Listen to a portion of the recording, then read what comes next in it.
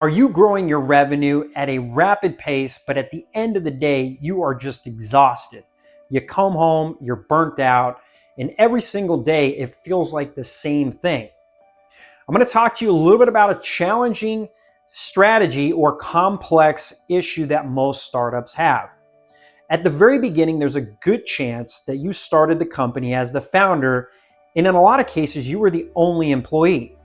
So let's say, for example, you started a painting contracting business. And for the first 2 years, it was just you, your truck, your supplies. And during this time, you were working really hard to build your brand, right? So you're driving around, you're getting some good business, and you get to a point where you start getting referrals from your existing clients, something that every business owner wants to make sure that you're doing, because those referrals are typically the best referrals you can have. But then you get to a point very quickly where you just cannot take on any more business. Every single day, your schedule's jam-packed and you're starting to find yourself turning down business. So then you look to expand, you look to hire other individuals that can come on board and pick up the slack and take on that additional demand. But you get desperate. You got two options. Either A, you find anybody that has any type of capability to do this job, or B, you take more time and find the right person to do the job. So this is the dilemma that most business owners have. So you come to that point where you have to make that decision. And what I see a lot of business owners do is they will take anybody and everybody to take on that responsibility. And depending upon the type of business, so again, we'll look at this as a painting contractor business, you may feel as a business owner, I can teach this individual how to do this very simple task. But here's the challenge. Once you bring somebody on board, you're expecting them to have the same level of commitment and quality of service that you've provided for the amount of time that you've been in business. The reality is if you go too quickly to hire somebody, you may end up hiring the wrong individual, and that individual may actually ruin your reputation or your brand if they're not doing the type of quality service that they've come accustomed to the customers within your business. Then that referral traffic starts to die down because maybe you're not providing bad service, but you're not providing that level of quality service that your customers have come accustomed to.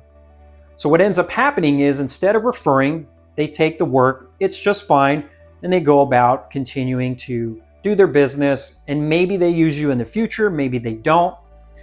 But this is a dilemma that I see a lot of business owners have because you want to take on that additional business now. And so as a result, you forego taking the time to find the right person. So the proper way to handle this situation is to take your time. Make sure that you set the right expectations with your clients in terms of the type of time delay that you may be on. So maybe your typical turnaround is to address new business or projects within 30 days. You got two options here. Option one is you can stretch out that time frame and let's say stretch it to 60 days, or in my opinion, an even better strategy is to increase your prices.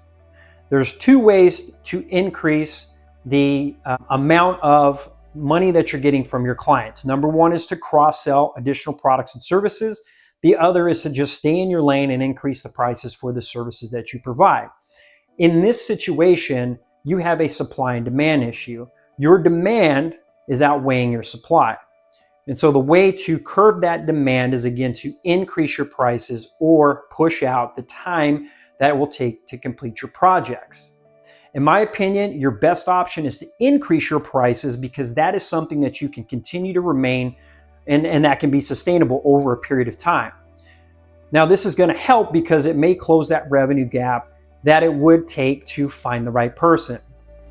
So we're going to use that example and continue on further. By finding the right person, taking the time, now you have the ability to bring someone on board that is someone that is going to provide the same quality of service, but also maybe somebody that could take on a leadership role in the future.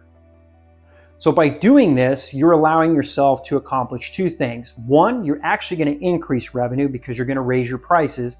And number two, you're going to bring a more quality individual that is also going to help you scale your company. And so this is something that I find a lot of business owners struggle with because you're in a situation where you're at the beginning stages of your company, you're growing at a rapid pace, and you're trying to figure out, how do I balance hiring the right people with being able to continue to keep up with demand? So here's the next step. You've got that quality person on board. Your demand continues to soar. So now you're in a situation where you are having trouble scaling because you can only do so much, your new employee can only do so much. So now you want to start looking at creating that leadership level that will be able to take the recruiting and managing these projects off of your plate. So one of the things you want to make sure that you do is, as you bring this second employee on, is start to groom them to take over those leadership roles.